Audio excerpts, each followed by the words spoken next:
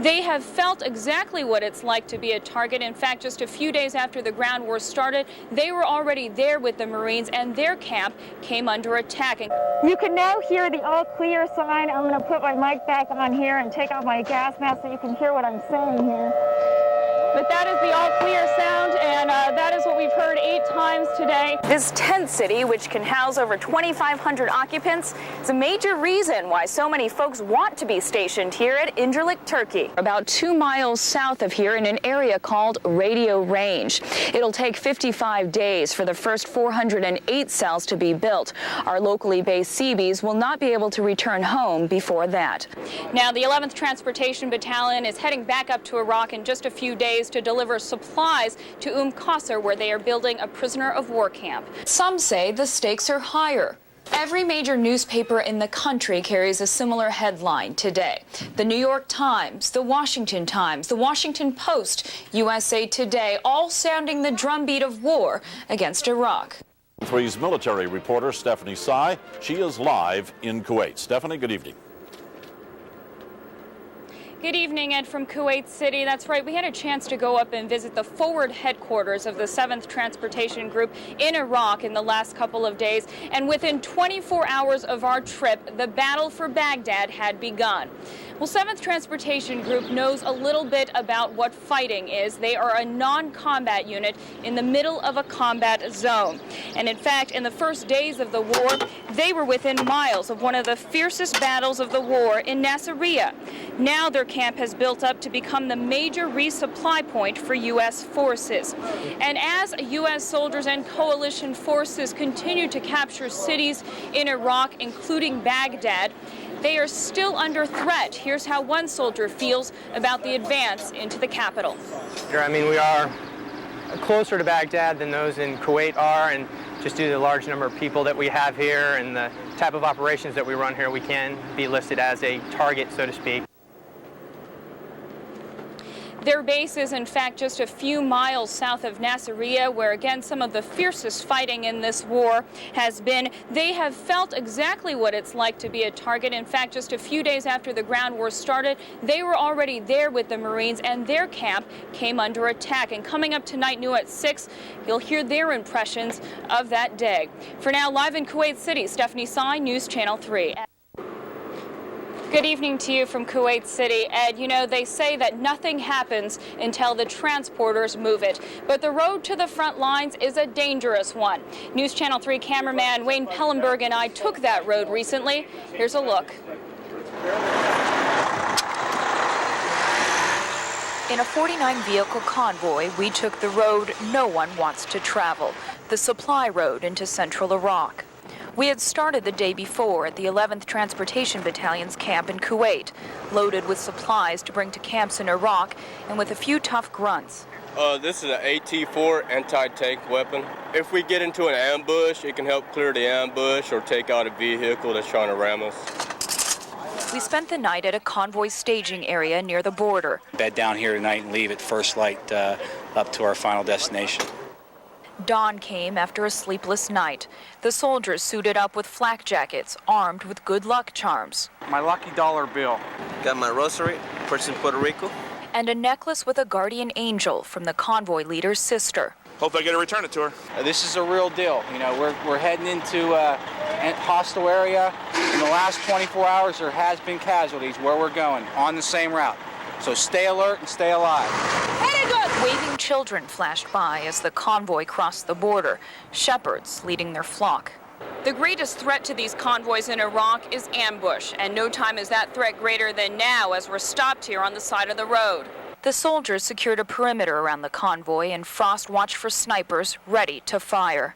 This is life on the supply route, a dangerous place where luck matters. Okay. We made it to our destination, an air base just south from the fighting in Nasiriyah. Soldiers wondered what they'd just escaped and took pictures so they'd never forget. And Wayne Pellenberg and I will never forget that trip either. Now, the 11th Transportation Battalion is heading back up to Iraq in just a few days to deliver supplies to Qasr, where they are building a prisoner of war camp. Live in Kuwait City, Stephanie Sy, News Channel 3. Ed? Stephanie, before you get away, a couple of questions. What are their orders when they're in a convoy like that and they see another vehicle approaching? Do they shoot? What is their direct order when they see something like that? Well, I can't say what their direct order would be if that actually happens, but I can say every time a vehicle passed, their guns were cocked and they were ready to fire. Obviously, there are a lot of vehicles that pass through that road. A lot of them were waving white surrender flags, and each time one passed, we all had our heads on the swivel, as they say. But in fact, the group we were traveling with is a non-combat unit, and I'm not sure how they would have responded if we were actually ambushed. Ed?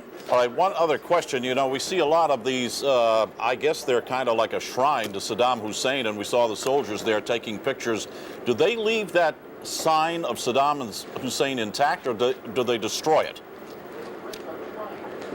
Well, Ed, I'll tell you, they put markings all over his face, many of which I can't mention because they contain some profanities just to show how the soldiers feel about Saddam Hussein. They did leave them intact. I am sure they will be coming down soon, though.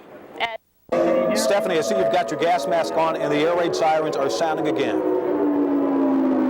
Yes, Tom, the air raid sirens just started again. I'm going to try to talk right here because it's sort of hard to hear me. In fact, I'm going to put the mic up right up to my earpiece. This is the 8th time that we have heard the air raid sirens go off today. The last one was about 4 or 5 hours ago. And you can hear this very loud siren. It's kind of a droning sound. We have heard this, like I said, 8 times today. It seemed like there had been a lull in these missile threats, but it looks like those picked up again last night, and we're just going to be sitting here waiting for this all clear.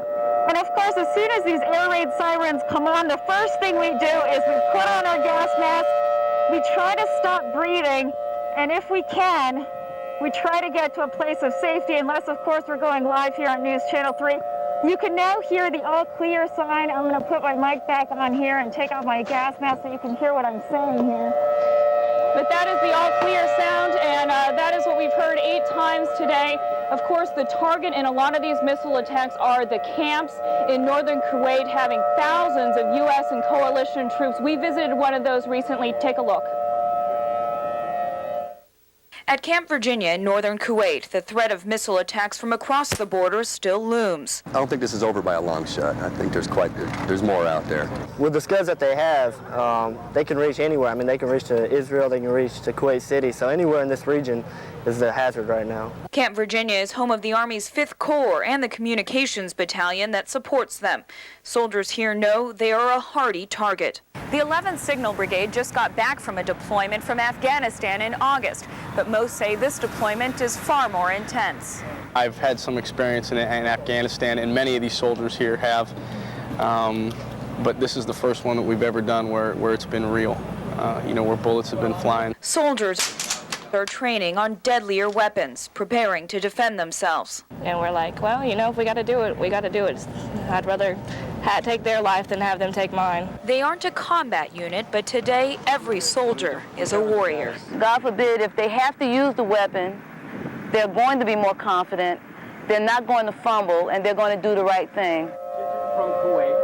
Okay, back live now in Kuwait City. The all clear sound, alarm still sounding. You can hear it in the background here. Again, most of these, Tom, have been false alarms. There was a missile fired today at Kuwait. Thankfully, it was intercepted by a Patriot missile. That is what we count on every single time we hear one of these alarms. Now, back to that story. You saw those soldiers training on those weapons, and the reason they do that, even though they are a non-combat unit, is there was a recent example where 5 prisoners of war, American prisoners of war with an engineering unit, were taken captive in Iraq, so they are just trying to be as prepared as they can. As soon as they get the order to move to the front, they will need those weapons. Live in Kuwait City, Stephanie Sy, News Channel 3. Just minutes after we learn that Iraq has fired 4 missiles into Kuwait, an alarm disturbs lunch at the Hilton Hotel. We, the journalists, and they, the hotel staff, scramble. Many of us have gas masks and put them on, fearing a biological or chemical attack. Signs point the way to a basement shelter. Our hearts beat fast. Then, the waiting and the imagining.